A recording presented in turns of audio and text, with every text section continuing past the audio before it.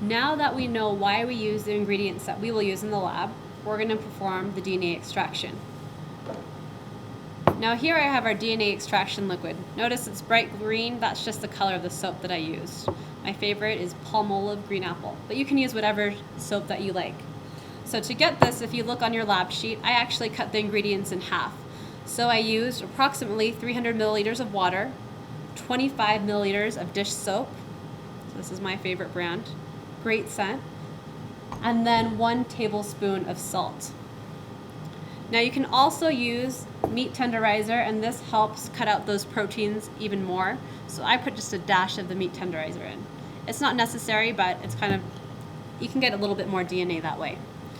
So another thing that you should have on hand is some ice cold rubbing alcohol. Now your lab says you can use ethanol as well. Ethanol is a little bit harder to get a hold of. So rubbing alcohol is pretty cheap. You can get it for like $1.50 for a big container of it. So this has been in the refrigerator and on ice for quite some time. So we're ready to go. So the first thing you're gonna do is you're gonna get a strawberry. Now you can use fresh strawberries or you can use frozen ones. For our lab, we use frozen strawberries. And you put them in a plastic Ziploc bag and you're gonna mash for about 1 minute. Now this has been mashed for pre-mashed so that I don't have to sit here and mash it for you the whole time. You're gonna take it and squish it up, and that's kind of the fun part. Mash it. Now don't do anything stupid, like take your bag and pop it, because then you'll have a big mess and your parents probably won't be very happy.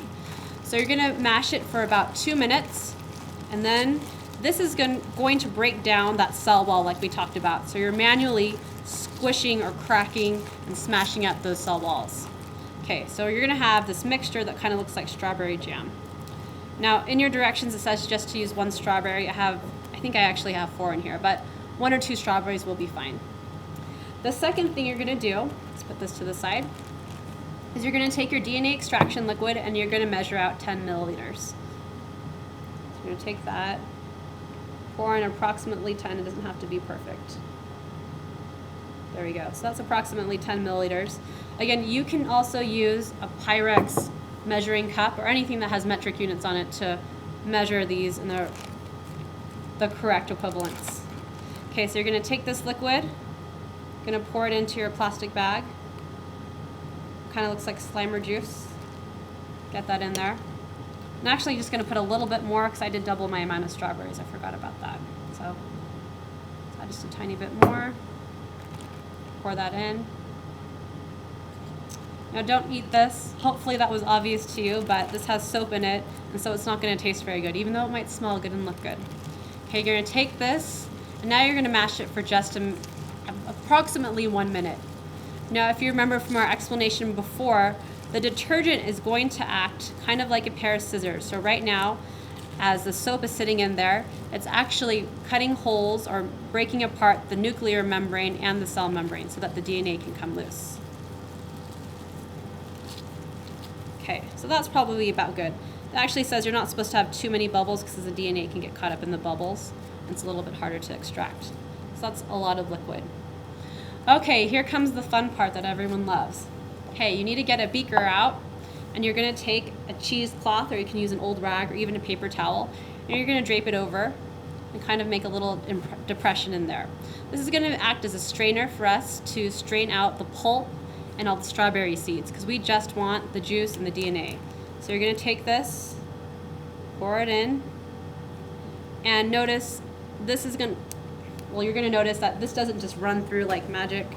It kind of sits there a little bit. If you sit and wait, it's gonna take quite a while, so what I told the students to do is pretend you're a farmer and milk it like a cow. So you're gonna take this and you're gonna squeeze all the juice out.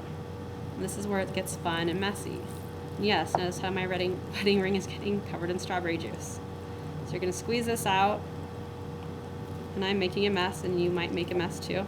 That's okay, that's why science is fun. Slow that down. Okay, let's clean up our mess. And let me rinse off my hand. Okay, now you have your strawberry liquid, and now we have a liquid that's ready to use for our DNA extraction. So at home it might be harder to find something similar to this, but we're going to be using a test tube. If you have any thin piece of, or skinny glass container that could work well, you can use that. So we're going to be using this test tube, and what you're going to do is you're going to take your strawberry liquid now, you're going to pour it into the test tube. Want it about halfway full, that should be about good. Let's put it back in our test tube rack. And then what you're going to do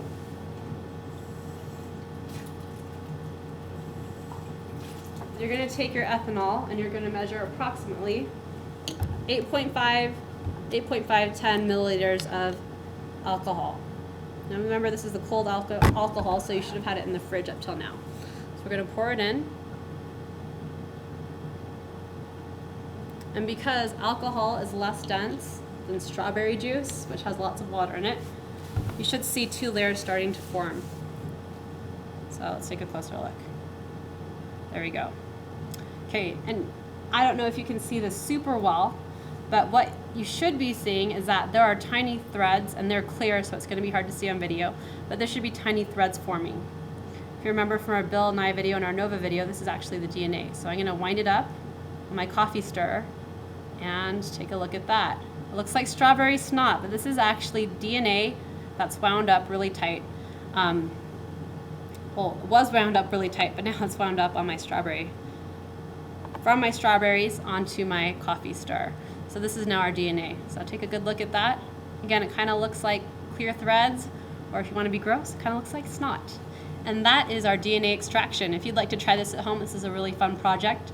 Another fun thing you can use is our split peas. You put them in a blender with some water, and you can also use bananas because they're also